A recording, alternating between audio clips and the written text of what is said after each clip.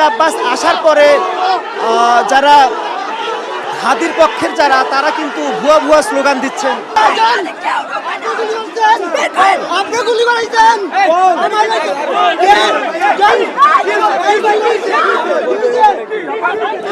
দর্শক আমরা এই মুহূর্তে দেখতে পাচ্ছি ঢাকা ৮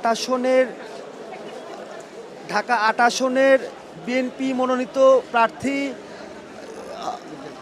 মির্জা আব্বাস এই মুহূর্তে ঘটনাস্থলে এসেছেন।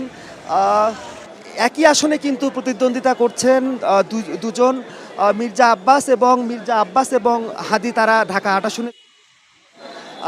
এই ঘটনা তার উপরে এক ধরনের নেতিবাচক প্রভাব ফেলে এই বিষয়টি তো বলাই যায়, যেহেতু সবাই নির্বাচনমুখী হয়েছেন এবং একজন প্রার্থীর উপর এই ধরনের হামলা, সেই বিষয়টি কিন্তু অন্য প্রার্থী যারা তাদের উপরেও কিন্তু এক ধরনের চাপ সৃষ্টি করে। মির্জা আব্বাস এসেছেন বিএনপির একজন সিনিয়র নেতা এবং ঢাকা ৮ আসনের প্রার্থী,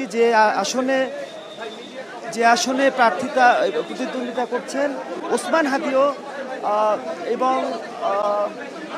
আমরা গণমাধ্যম কর্মীরা চেষ্টা করেছিলাম মির্জা আব্বাসের সাথে কথা বলা, তিনিও আসলে ব্যক্তিগতভাবে অনেক মর্মাহত হয়েছেন, যে কারণে কিন্তু তিনি গণমাধ্যমে কথা বলা নয়, তিনি দেখতে এসেছেন তার নির্বাচনের প্রতিদ্বন্দ্বী যিনি হয়েছেন তরুণ একজন নেতা ওসমান হাদি, তার চিকিৎসার সর্বশেষ জানতেই কিন্তু তিনি এখানে এসেছেন। হয়তোবা এর পরবর্তীতে তিনি হয়তোবা গণমাধ্যমে কথা বলতে পারেন। যে বিষয়টি আমরা বলছিলাম যে এক ধরনের মুমূর্ষ এবং সংকটাপন্ন অবস্থানে রয়েছেন ওসমান হাদি, যে কারণে দর্শক আরেকটি বিষয় একটু দেখাতে চাই যে মির্জা আব্বাস আসার পরে যারা হাদির পক্ষের যারা তারা কিন্তু ভুয়া ভুয়া স্লোগান দিচ্ছেন।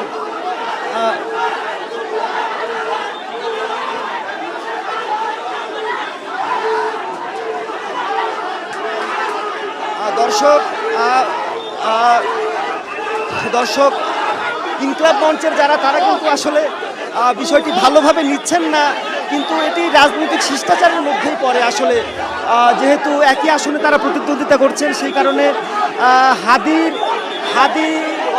গুলিবিদ্ধ হয়েছে, মির্জা আব্বাস দেখতে এসেছেন, এটি রাজনৈতিক সৌন্দর্যেরও একটি অংশ। এবং আমরা কিন্তু দেখছি মির্জা আব্বাস কিন্তু এখানে পরিবেশ যাতে নষ্ট না হয় সেই জন্য কোনো প্রেস ব্রিফিং নয়, কোনো ধরনের তিনি যথেষ্ট শান্তভাবে এখানে এসে অবস্থান করছেন, কিন্তু তাকে দেখে উত্তেজিত হয়ে গেছে ইনকিলাব মঞ্চের নেতাকর্মীরা, হয়তোবা